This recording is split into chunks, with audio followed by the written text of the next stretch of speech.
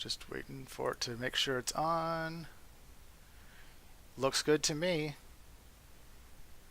All right, everybody, I want to welcome you to the stream today. This is day like 10, 8, 9, or 10 that I've been doing this new series on Legend of the Red Dragon and other BBS games, Pimp Wars Usurper. I am super honored to have the creator of Legend of the Red Dragon, Seth Robinson, on with me. We're on a mutual Discord server. So he is connecting actually from Japan, where he's currently residing. Seth, you hear us okay? Hey, yes, I do. Thanks Perfect. for having me. I like it. If anybody can't hear him, if I did botch up some settings, please in the chat let me know. Okay. So what we're going to do is I got some questions. Some people have posted some questions on the Reddit thread that I posted. I have some that I've come up with myself, and we're going to do like I've been normally doing. So I'm going to go ahead and connect and get into Game of Lord and start playing my forest fights for today. This server is set for 35 fights a day. I think 25 was the average or the default. Default was 15 per 15. day. I remember seeing some servers that were like 150, 300, and at first I was like, hey, this is awesome. This is great. But then I realized that it actually wasn't that awesome. I kind of liked having the limitation. Yeah, you could kind of get burned out if you had too many turns. Yeah, or you could level up super quick, and next thing you know, it's been 3 days, and here you're fighting the dragon. So, I'm happy. I'm in high spirits according to the welcome screen, and that leads me to one of my many questions. But what is up with your obsession with Jennie Garth, and is it healthy? Oh, well, about that. I was of the age where I was watching 90210, the show. I don't know, that might have been even before your time. No. I remember Saved by the Bell, and then some of those people run 90210. Yeah, yep, exactly. And it was just kind of a semi-joke, you know what I mean? Like my friends would tease me that I had a thing for Jennie Garth, and I guess I did. I don't know. And in those days, whatever I liked or I saw, I would just put in the game. Okay. Breaking all kinds of copyright laws and whatnot. Yeah. These days, I would be a little more careful, but no one cared. It's just a BBS game. Right. The exposure wasn't quite there yet, and even if it was mainstream media, these people probably really didn't understand what was going on, right? Exactly.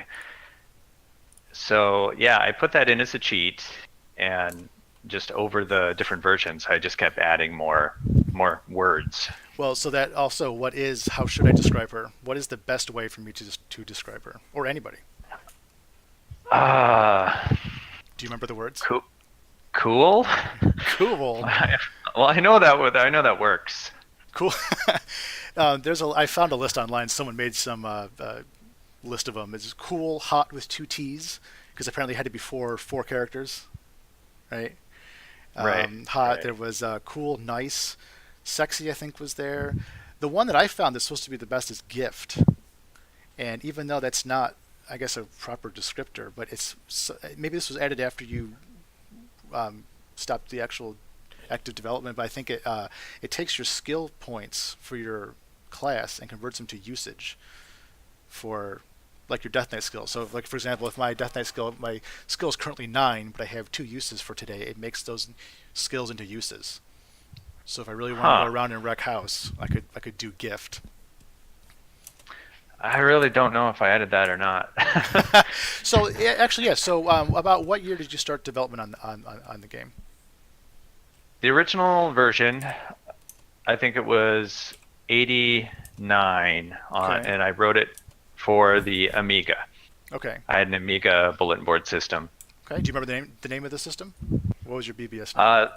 The Dark Side. The Dark Side. Nice. All right. Now, did you make this? I was reading you made it to attract folks onto your board. Is that true? Yeah. As any other Amiga BBS owner knows, there are no door games. I mean, there's only a few. You couldn't run Trade Wars or any of the popular ones. Okay. So I had to, I had to try. Yeah, yeah. to write something just so that people would call. Hmm. And so Lord started out as just only the inn. So you would play the game, you would pop up in the inn, and you Right. could flirt with Violet, and that was it. That was the whole game. Hey, and I'm sure people being of the age would like to come do those things. I mean, it's interesting. It's different. Um, Now, were you able? Was it multiplayer at first? Okay, well, I'm sure of this. Your Amiga BBS, was it just one line at the time? Yeah, it was Okay. just one line. Okay. So, but you could leave a note, a chat wall, right, Okay. in the bar. So that kind of made it feel multiplayer, even though Sure did. Yeah. nothing was at the same time, of course, Hmm. yet. Now, did you find that once popularity started to take off a little bit, that you had more and more folks tying up your phone line? It took about a year, Really? Okay. and then people started asking me for the game, and what happened is our calling code got a little wider. So Okay. instead of like four possible people to call, Right. now I had a whole town. Oh wow. Okay. So at that point, yeah, we started to get regular calls, and then yeah, people started asking about the game. So I packaged it up and tried to sell it to other tag. That was the name of the BBS software, tag BBS owners. Okay. And yeah, I think I sold like 20 copies, 10 Hey. copies. Now, what was that feeling like when you put time into this game? You put effort into it, put your spin on it, and your personality into it, and then somebody else wanted to pay you money for it.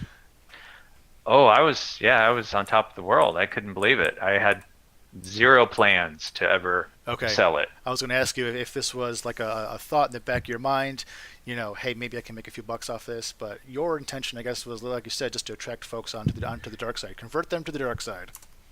Exactly. And that was why I put myself, I think, in the game, because I thought, this is an original thing just for my system, so it makes Right. sense. Sure. Because you being the Why else bard. would Yeah. anyone do that? Right. Exactly. Got some questions coming in from the people. Tiki is one of the gentlemen who's been in my chat. He's been playing the game along with us. I see him. He plays on the system. He wants to know: did you ever, in your wildest dreams, think that this game would be as popular as it is now? No, no. No. And it really wasn't. Like, the first year or two, no one really cared, and that was okay. I was just doing my thing, and then uh, later it got more popular, and yeah, I was surprised. Okay. Um, let's see. How do you feel about imitation? And it's the highest form of flattery. There are many games I've seen that use the like daily fight system, like the forest fight system, in some way or another, flirting with somebody. One I can think of is King's Crown. I'm not sure if you're familiar with that one. It has so many fights a day. You can flirt with someone, in the bar area, or like Usurper, which also has the dungeon fights, so many per day. And at the time, were you aware of these? I don't want to say rivals, but other systems that were coming up that were kind of imitated your design? I was aware, and I remember Usurper. I don't know the Kingdom's Crown. That's Is okay. that King's that's the Crown, BBS yeah. game? King's Crown, yeah. Okay. Yeah, I was never really too worried or bitter or angry about clones because the way I the way I felt is Lord itself is just me stealing the best parts of other games Okay. and putting them in. So I never felt like I had some kind of high ground to, I don't know, complain Like judge or too right, much. right.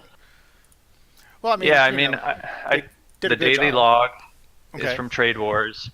The Okay. forest fights are from Food Fight, I remember and Food Fight. Oh, I forgot all about it. I remember Food Fight. it's really similar. Yeah. And I think even Cripple Smash was out before Lord. I don't know if that's been on your list, It is but not, but I do remember it. Yeah, you're bringing back memories. I remember Barney Splat was a popular one. Yeah, so I see now. I got to look. so I got to talk to the Shocker, have him install some of these. yeah, a lot of these games had this kind of forest fight system, Hmm. and another one called Ninja.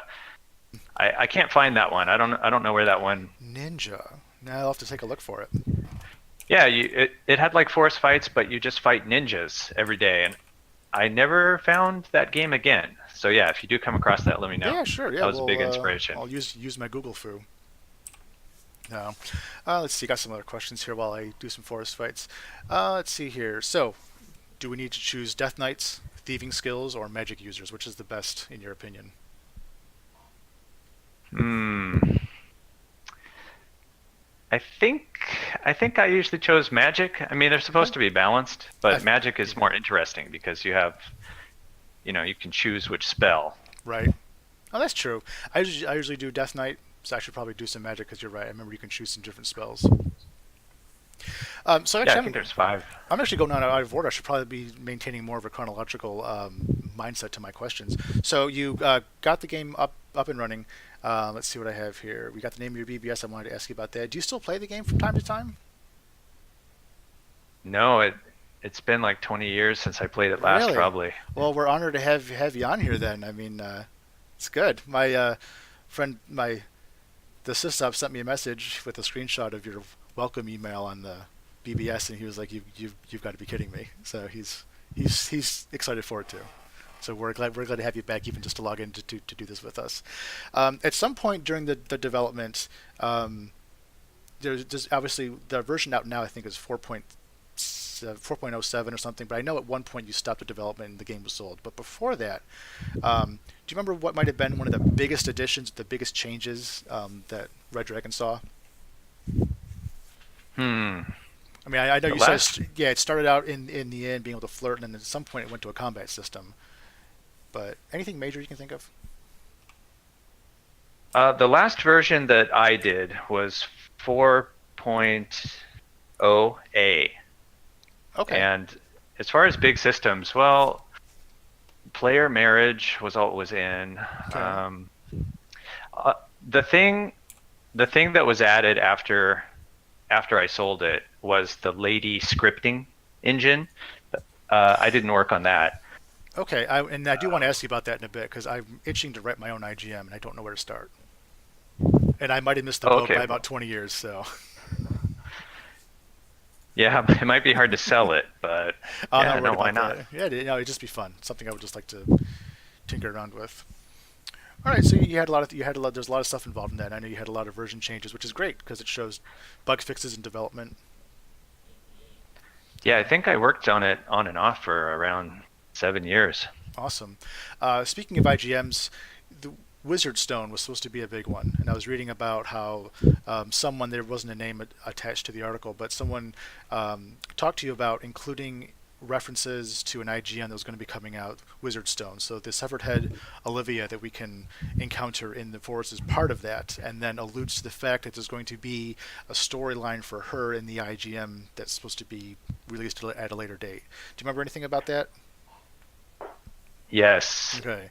The person's name is Sean Teal. He's a good friend of mine, Oh, good. Okay.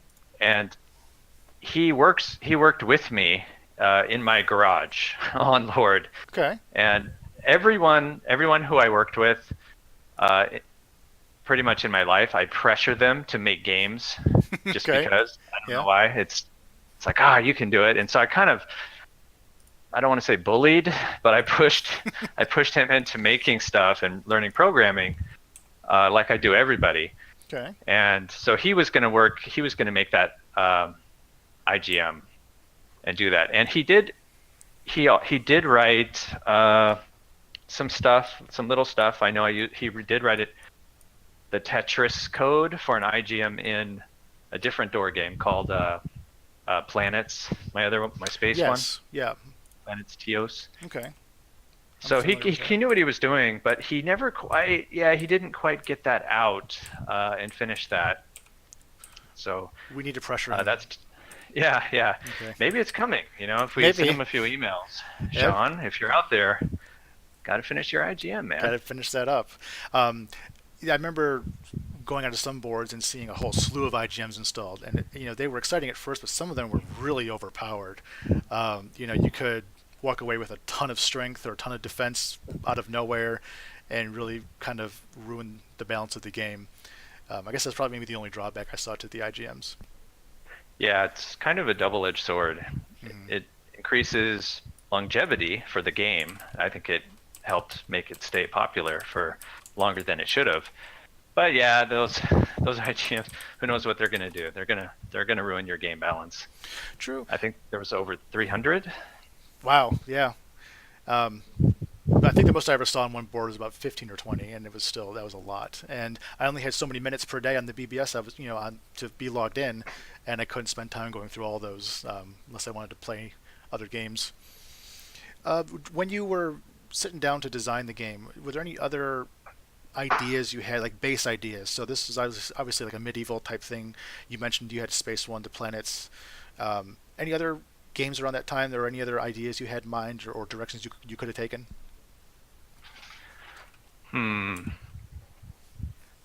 Well, let's see. I know I was playing a lot of Trade Wars.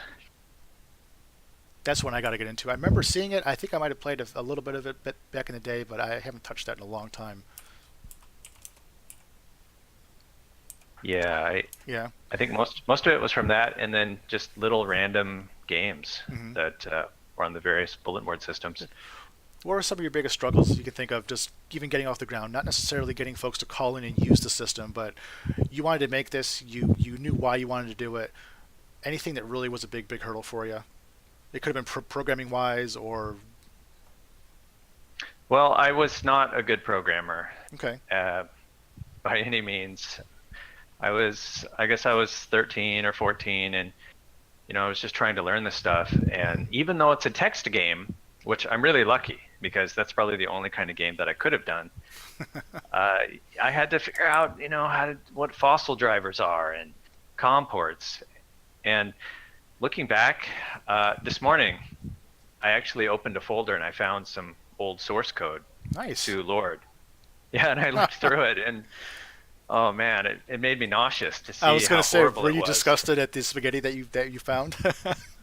Oh yeah, it's everything is hard coded. The max players is 200, and the number 200 is like written 100 times everywhere. So yeah, in coding practice, this is just the worst way. Why didn't I make it flexible? Right. Just grow with your players. But no. That's what you were getting the job done and you were seeing progress. I'm sure it's a big motivator to see progress, no matter what the spaghetti was like behind the scenes. So yeah. And it's interesting to see that game was my most popular for a long time. Yeah. Even though my programming got much better, the games weren't more popular. It didn't matter. The ideas mattered more than the skill to implement them. Would you be allowed to release that source code, or is that like a no-no nowadays because of the game sale to Metropolis? It is a no-no. I don't even think I'm supposed to still have it. Fair enough. Somebody asked in the chat if that could be something you would upload to GitHub, and I was like, maybe. I would love to. We kind of need to get some legal clearance from Metropolis, sure. the true owners, and you probably know, but it's kind of in a weird gray area because they don't seem to know that they bought it or care about it. There's been rumors that people have sent in their $15 to register and they have not gotten a response. That's what I've been hearing online. So I don't know. Yeah, I tried to contact someone over there, and I said, hey, I'm willing to buy it back, for the same price I sold it for. Is anyone there willing to talk about it? I did not get a reply. Right. Okay. So, well, you know what? Pressure. We're gonna get some community pressure for you. It seems like there's enough of a response. Maybe folks would be interested in seeing some of this stuff brought back. Well, I think I'd like to make it open source and just at least make it legal to, generate your own registration codes. Well, at the very minimum.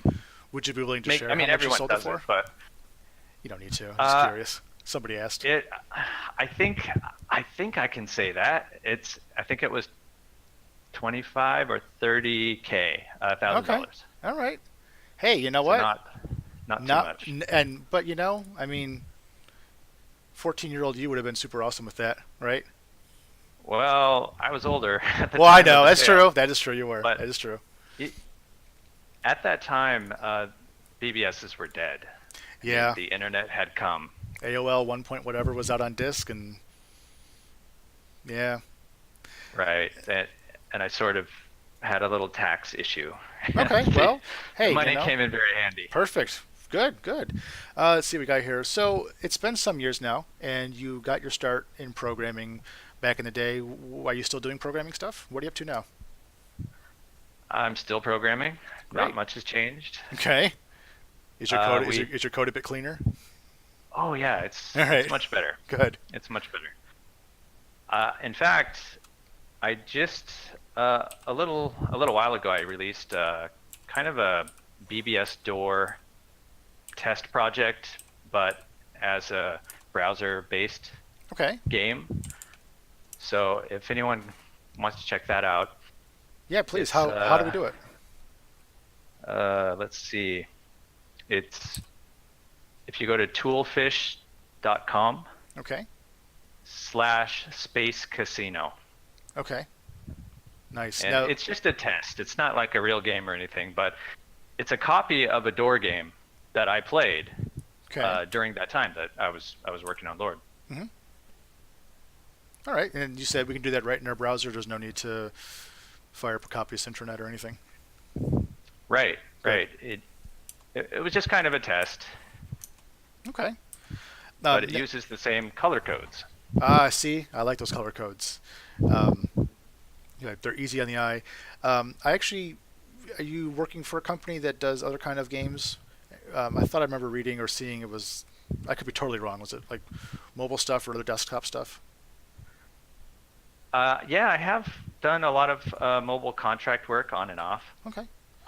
Lately, we had a very successful game called Grotopia, and that our company did, and then we ran that for 3 or 4 years, and we sold it recently to Ubisoft. Oh wow. And Okay. now we're on our own again, and just screwing around, thinking about what to work on next. Great. Well, I'm glad you're still involved in stuff like that. You know. Okay. Let's see here. Some stuff. Make sure I got all my notes together. Some questions from people on Reddit. I'd like to know if he's still aware of or active in current Telnet BBS scene. Do you still do BBS stuff? No, No? I'm not. That's okay. It's like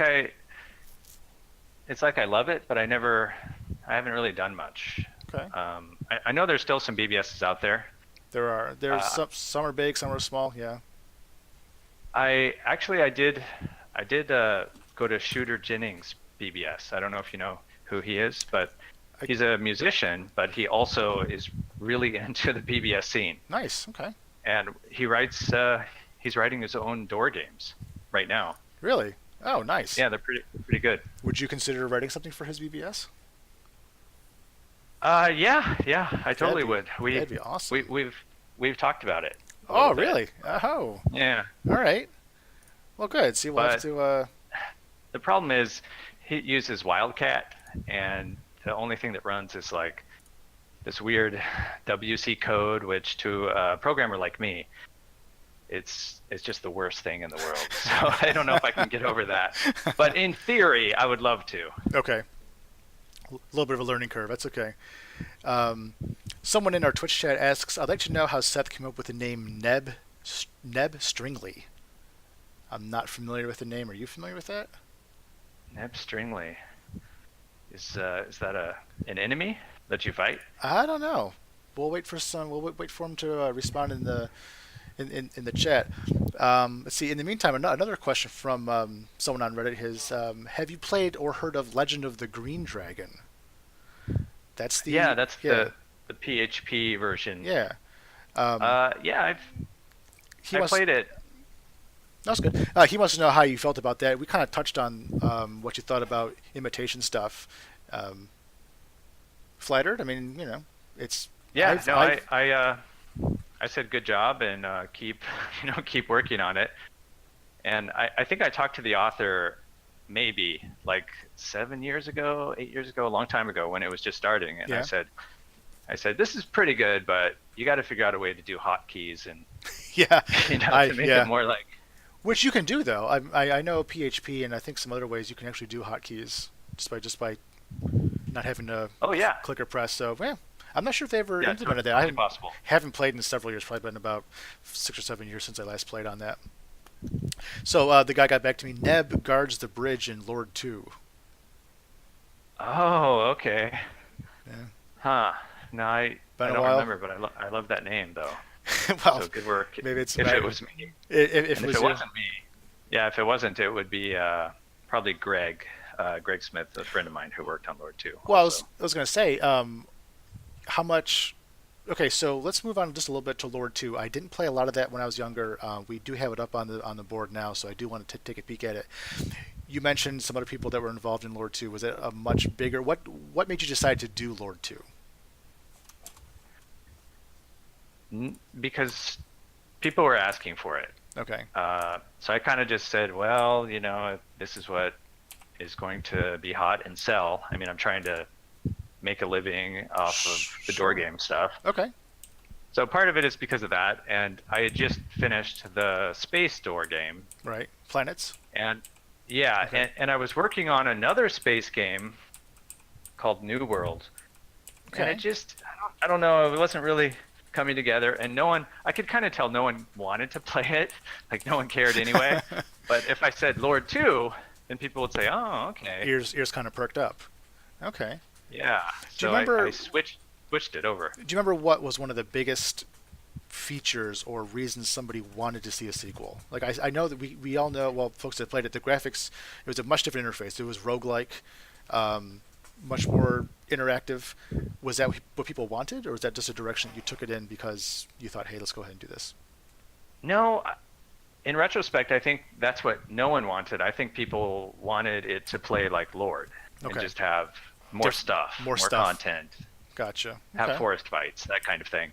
But what I did is, yeah, I completely switched the engine over to a new thing, which made it more interesting for me to work Yeah. on. Oh, sure. Yeah, it's very different.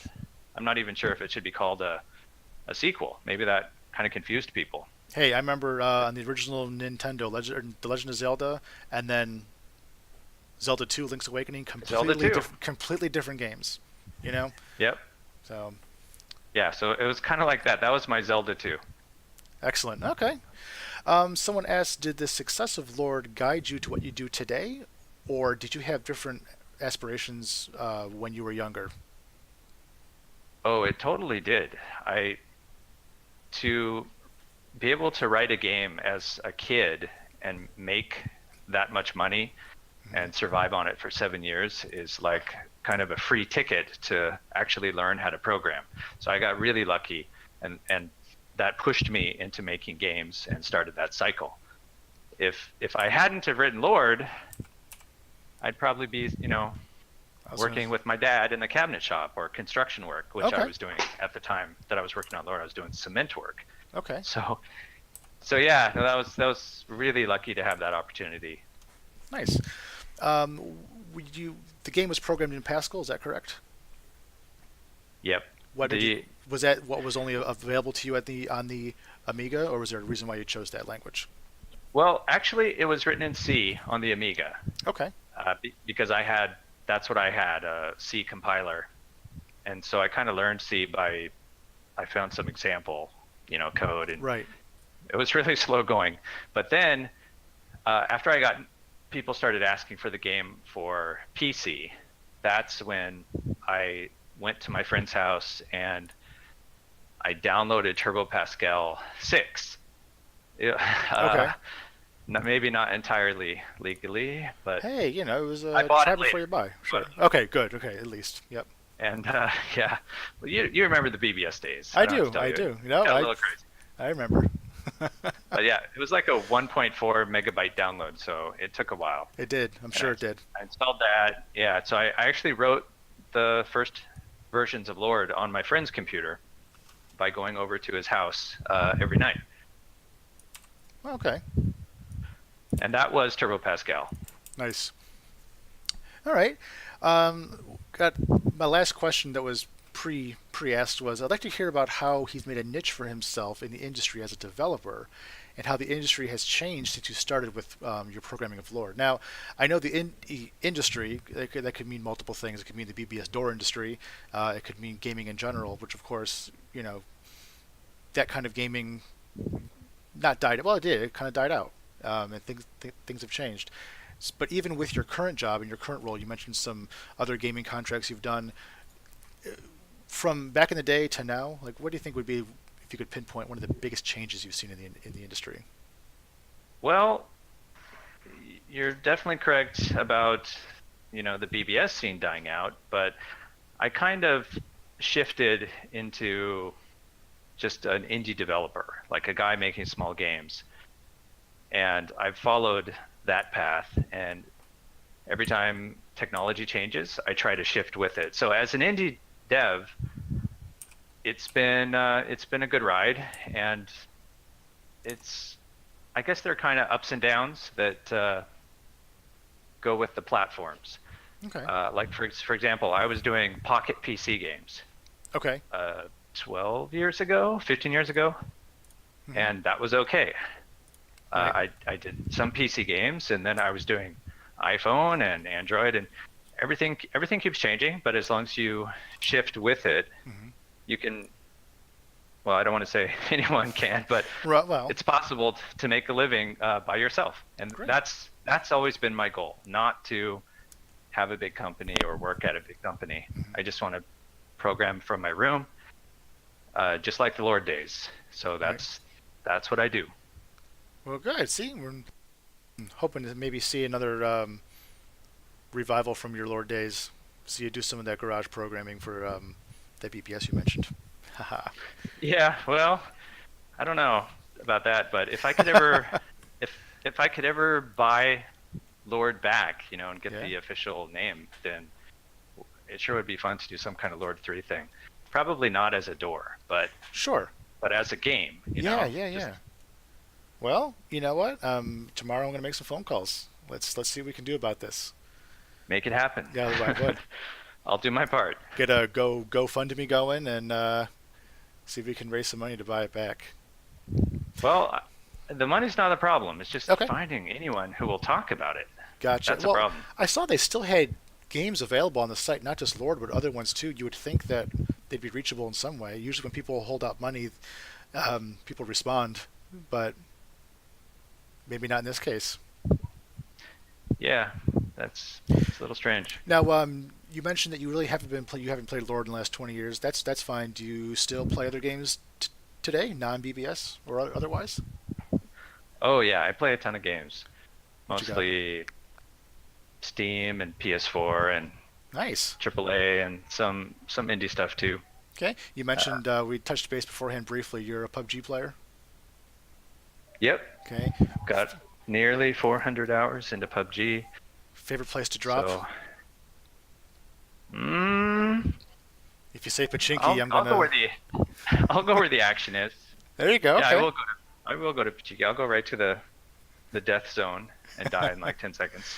Though, that's really good practice because if you skirt the outside all the time, you might have some good loot, but when it comes time for a firefight, you're just not ready for it. Yeah, no, it's good to get the practice. Plus, I drop with my son, and he's actually good. So I hide, and he kills everyone, and then I come out and loot their bodies. We have a good system. That's an excellent system. I play with my son too, and at some points I get a little concerned that he's really good at shooting people. Yeah. All right, good. I don't know if I have any more questions. It's great to have you on, and I'm glad we discussed a lot of exciting stuff. Got anything for me? It's not my interview, no. Well, so I know that you've been doing BBS stuff for a while. Are you a long time? Have you run a BBS before? I know you don't run this one. Back in the day when I first started, my family got a PC back in '93. It was a Tandy Sensation from Radio Shack, and it was very, very expensive. It was I think it was $2,500. And a guy in my school said, "Hey, listen, I got this thing called the BBS. You should really dial into it." And I had no idea anything about that. He had to help me out, and I got in, and I was hooked right away. It was a PC board-based system, no color at all. I had some really crappy Telnet program I was using. I upgraded, but I really wanted to have my own. And I guess I could have hosted it on that Tandy Sensation, but my parents, once they found out that the phone line would be tied up, they were like not interested at all in me doing that. Fair enough, you know. I remember trying to look into programs to download that would kind of be prepackaged little BBS things, just to have my friends maybe call in and chat late hours of the night when no one really needed to use the phone anyway. So I never got to run one until I think when I went to college. I was in from '99 to '03, and we had a nice T1 connection into the dorm building. I think I downloaded something then, and I ran it briefly, and had a few connectors. I think I remember the campus ResNet not liking me doing that, so it kind of stopped. Now, things aren't. The only thing that's still developed is Syntronet, and that I know of. Well, no, I lied. Mystic BBS, I think it's called, can be run on Linux pretty easily. But those two are the ones that are still being developed. And you can download them, have them up in minutes, just like how you were able to connect to this one. There's not much setup. Just install the program, and you can receive callers. So, I let my friend, I let the Shocker handle the BBS stuff. I just enjoy playing on it. Yeah, it really was special to wake up at 3 a.m. to hear your modem sound and someone logging onto your BBS. I would jump up in my underwear and watch what they were doing. Get super excited about it. Yeah, so in a weird way though, that same thrill of participating with people, I guess you get that now with streaming and running a Discord. I would like kind to. Of similar. Yeah, I would like to. It's scratches some of the same itches. Right. So someone does have a question here. What do you think about VR? This is obviously a whole new realm of gaming, something that no one really could have imagined back in the day, and now here we are. You've seen videos of people playing on VR games and being scared and falling over, because it's so real and immersive. Is this something you'd want to get into? That is something I am into. Is it? I'm a huge VR nut. Yeah. Nice. I wrote VR is great in the chat, by the way. Perfect. And gotcha. I see it. I have a Vive Pro. I've been testing. It's the kind of the newer one, the slightly better resolution. Mm-hmm. I think VR is eventually going to be here to stay. I mean, I know it's kind of fledgling right now and overpriced, not quite 100% there, but we have done a VR demo, a little game already, and I'm probably going to be doing more. So yeah, no, I kind of love the direction that it's going, even if it's not perfect yet. Right, sure, and it seems to be increasing by leaps and bounds all the time. So good. So yeah, I'm into BBS games and VR. there's no middle ground, right? So next we're gonna need a VR game where I can log into a BBS. Right. From within the game. So. Can type right in there. Oh boy. All right. Have you ever thought about doing any kind of Twitch streaming? No, I'm not really good with live stuff. You don't need to be. I'm not. You don't need to be. It's just kind of, I do it so I hope people just enjoy that I share my stuff. I'm not trying to become famous like some of these guys, but. Do you ever accidentally flash your password file? I'm kind of worried about that. No, I have in other places, but on this, I test things out ahead of time, and I use passwords that, for example, on the BBS, I use a password that I wouldn't mind if someone got a hold of. It's not going to kill me. I can change it. It's not used anywhere else. I guess just kind of take precautions. I don't know. But yeah, no, it does look like fun. Yeah.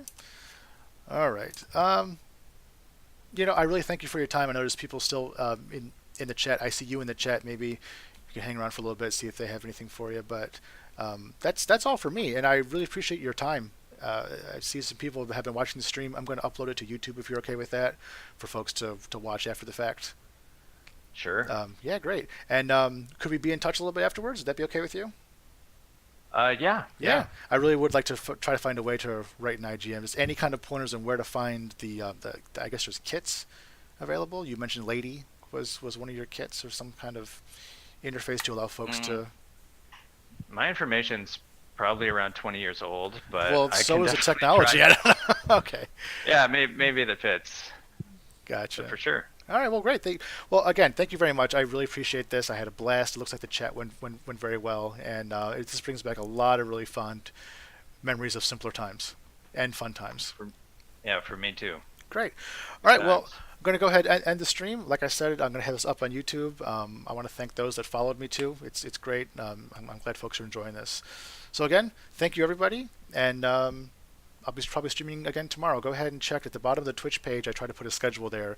I'll have it updated tonight for tomorrow. I do work tomorrow night. I work overnight, so it can be kind of hard to balance when I do stuff. But I do want to make sure you guys are aware of it. All right, so we're going to sign off. Take care, and thank you very much. It was fun. Thanks a lot. You got it.